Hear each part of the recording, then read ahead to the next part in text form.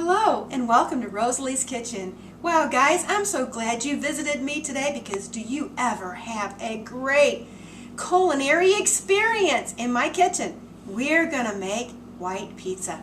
You know, I am the author of Rosalie Serving Italian, here's my book, and Rosalie Serving Country. Make up some good chicken and dumplings sometime. Okay, but today it's gonna be strictly Italian. So we're going to make a white pizza. What do I mean by a white pizza? Well, lots of white cheeses and some white meat. Okay, first thing we're going to do is we're going to make our sauce for the pizza, and that's going to be a pesto sauce. So I just picked this wonderful fresh basil right out of my garden, and that's 2 cups. It's going to go right into our blender, and we're just going to kind of pack that down in there. We're going to add to that, I'm going to say 3 to 4 cloves of garlic chopped up. Let's just put that in with it. Okay, and just zoom in here close to it so you can all see. Then we're going to add toasted pine nuts, 2 tablespoons. Just toast them in your skillet for about 2 minutes. Really got to watch it though so you don't burn them. And all the fragrance will come pouring out. Okay, let's put in about 1/2 cup of our extra virgin olive oil. And let's put the top on and let's just pulse this up for a minute. Let's try to get it up there. So it's all going together. Let's just do it a little bit more. Okay, so what it wants us to do is to reach in there and just kind of mix that around so that it all gets in there great. Okay, and here we go again. Let's get it together. Alright, come on. There it goes. Okay. Wow, doesn't it already look great, guys? There's the rest of it. Oh, what a great pesto sauce. Wish you guys could just smell how wonderful this is.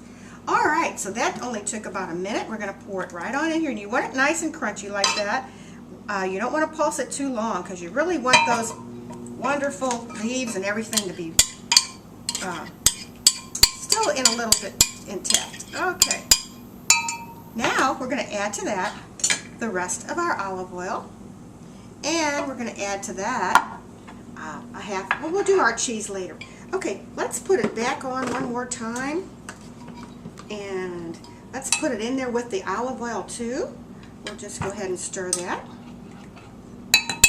And let's pulse it together just one more time so it's really, really good with the olive oil, the extra olive oil in there. Alright guys, I know you guessed it, we could have left it in the blender. Alright, you got me.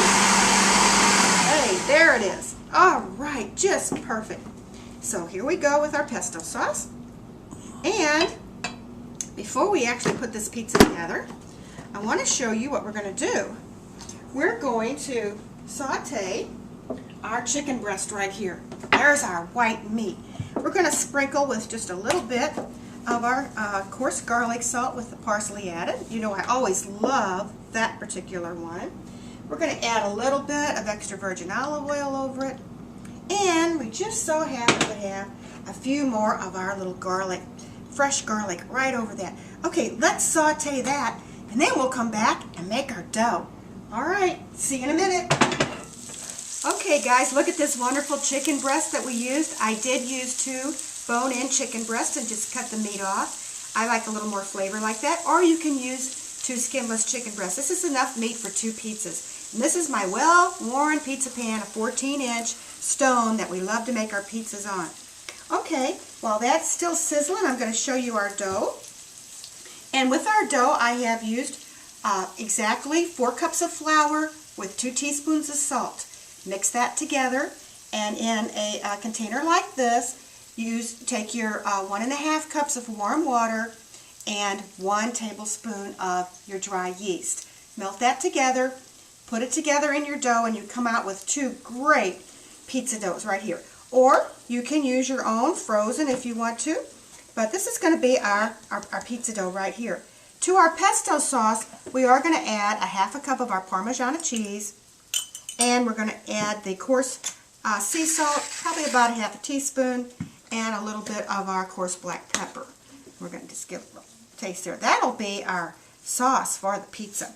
Okay, we're going to go ahead and just mix that up real good with the cheese right in it. You can see that. And that's going to be wonderful. It's already smelling so good. Okay, so now what we're going to do is we're going to sprinkle on our pan. This is coarse cornmeal, and that will keep our pizza from actually sticking. All right, we're going to go ahead now and we're going to roll out this dough. So you just bear with me and go see about those kids while I roll this out. Okay guys, well here we are back, and here's our homemade pizza dough. I have to tell you that I did roll it out. It took me about 10 to 12 minutes. I rolled it out on a counter with flour and my rolling pin. So now we're going to put it right over our cornmeal. There's our cornmeal, as you can see, right onto our 14-inch pizza. Okay, the first thing we're going to do is we're going to go ahead and add a couple of scoops of our pesto sauce right over the top. You remember this was 2 cups of the fresh garden basil and a cup of extra virgin olive oil, 3 to 4 cloves of garlic, pine nuts that we toasted, 2 tablespoons of those, and we did have our half cup of Parmesan cheese, a little bit of salt, a little bit of pepper, and there's our green pesto sauce. Oh, so good. Next we're going to take provolone cheese. I got this from the deli.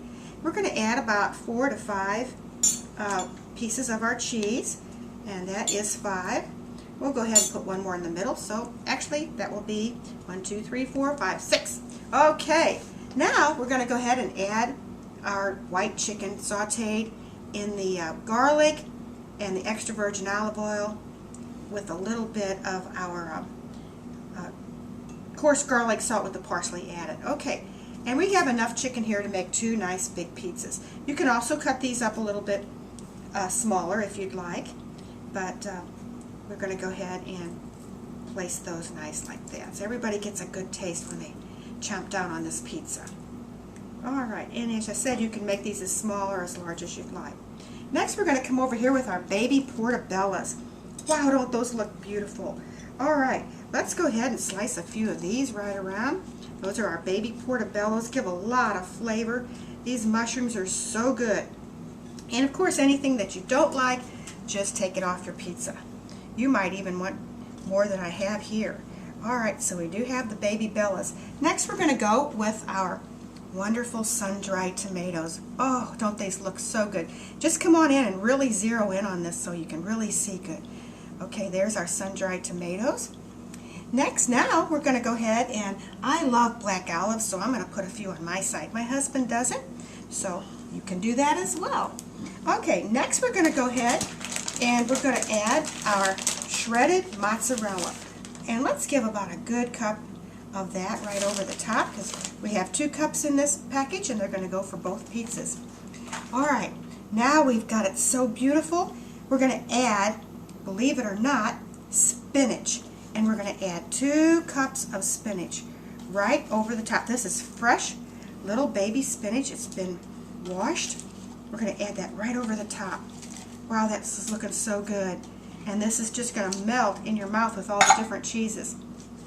Okay, we've got 2 cheeses. Next, we're going to add one of these.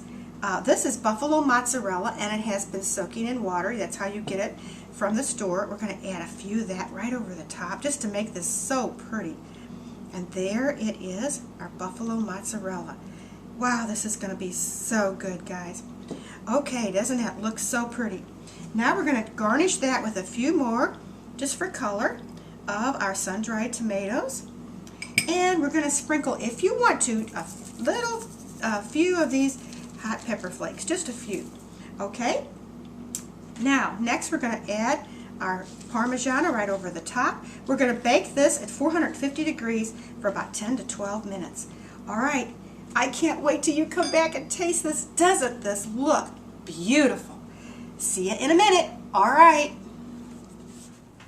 Well guys, our pizzas are out of the oven, and just look at how beautiful these are.